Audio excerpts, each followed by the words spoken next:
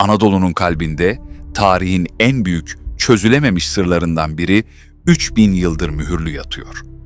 Yerin altında milyarlarca dolarlık bu zenginlik neden 3000 yıldır bulunamıyor? O sadece bir hazine değil, Mısır'a kafa tutan tüm bir imparatorluğun lanetli kaderi bu.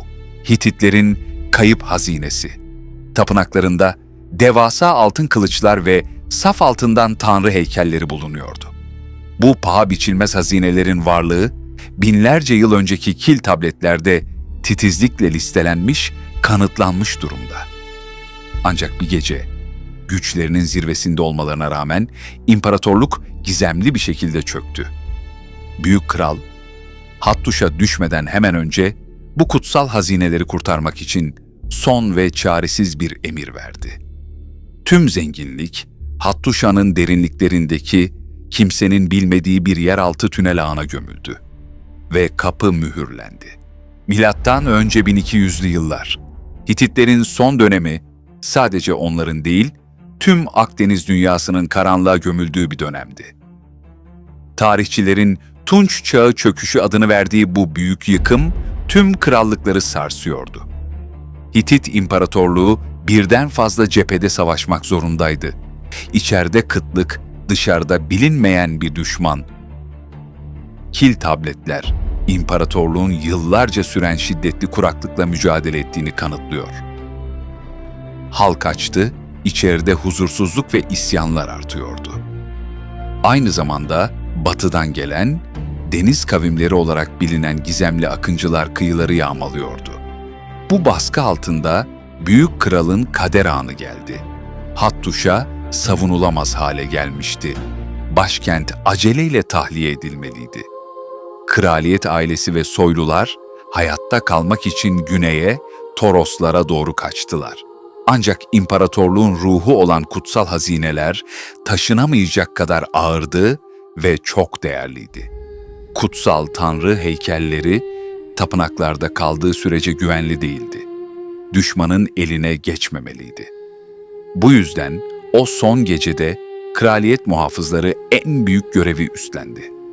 Kayıp hazinenin %100'ü, yani tapınakların tüm envanteri şehir dışına kimsenin bilmediği bir noktaya taşındı.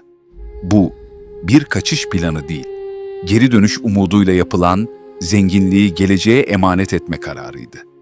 Tünellerde hızla mühürlenen hazinelerin ardından Hattuş'a ateşe verildi.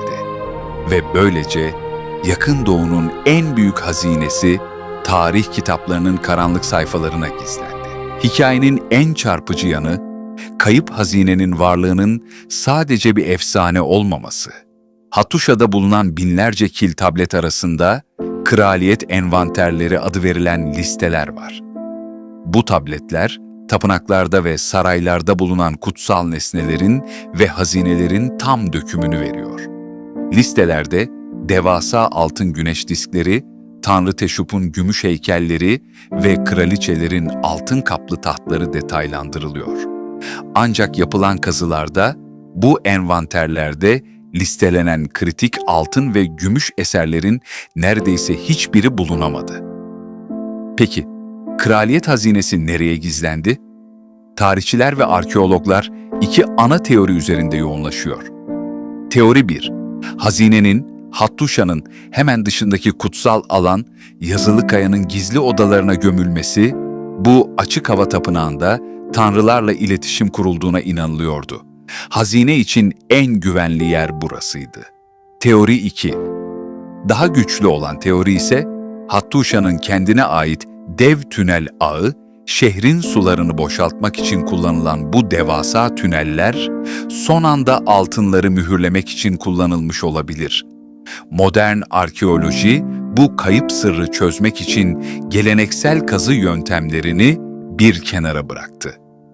Artık kullanılan araçlar arasında yer altını santim santim tarayan GPR, yer radarı ve lidar teknolojisi var. Yapılan taramalarda Hattuşa'nın ana tapınaklarının altında doğal olmayan büyük boşluklar saptandı. Bu boşluklar, arkeologlara göre mühürlenmiş tünellerin veya daha önce bilinmeyen yeraltı odalarının kanıtı. Taramalar ayrıca Alacahöyük ve Şapinova gibi çevre yerleşimlerde de şüpheli metal anomalileri buldu. Ancak bu kilit noktalar, büyük ölçüde sit alanı koruması ve tünellerin hassas yapısı nedeniyle açılamıyor. Tıpkı Karun hazinesinde olduğu gibi, Hitit hazinesi de bilim ve bürokrasi engelinde takılı kalmış durumda. Bu sırada hazineyi arayanlar sadece bilim insanları değil, bölgede define avcılarının da efsaneleri dolaşıyor. Anlatılanlara göre bazıları gerçekten de büyük miktarda bronz ve gümüş buldu. Ancak kimse o kil tabletlerde listelenen kraliyet altınına ulaşamadı. Yerel halk, kayıp hazinenin etrafında doğaüstü bir koruma olduğuna inanıyor. Çünkü o altınlar bir imparatorluğun düşüşüyle birlikte gömülmüş kutsal emanetlerdi. Hititler medeniyetlerinin sonunu öngördüler. Zenginliklerini kurtarmak için aldıkları son karar 3000 yıl sonra bile bizi hayrete düşürüyor. Türkiye'nin altındaki en büyük kanıtlanmış kayıp hazinesi bilim ve gizemin kesiştiği noktada bekliyor. Hititlerin kayıp hazinesi sadece altın ve gümüşten ibaret değil. O tarihinin en büyük çöküşünden kalan 3000 yıllık bir yemin, kanıtları kil tabletlerde yazılı, yeri ise Hattuşa'nın derinliklerinde mühürlü, günümüz teknolojisi bu kutsal emanetlere çok yakın olduğumuzu gösteriyor.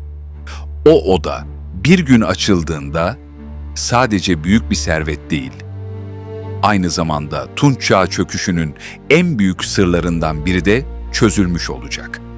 O güne kadar Hititlerin yer altına emanet ettiği bu zenginlik, Anadolu'nun kalbindeki en büyük, en gizemli sır olarak kalmaya devam edecek.